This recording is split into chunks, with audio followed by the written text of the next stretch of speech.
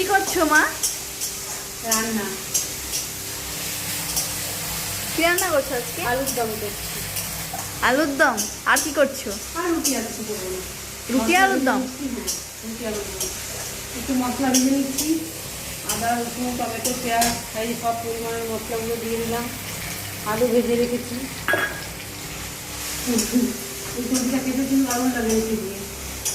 হ্যাঁ। ভালো লাগে খেতে। রুটি আলুর দম আর কি লাগে না। কালারটা তো খুব সুন্দরই হয়, এটা রান্নাটা যখন করি দারুণ লাগে খেতে।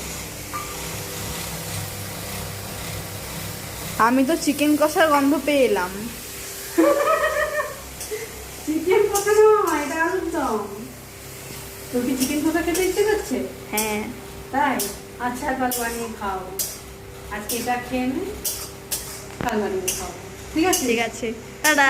চল টাটা, আমি রান্না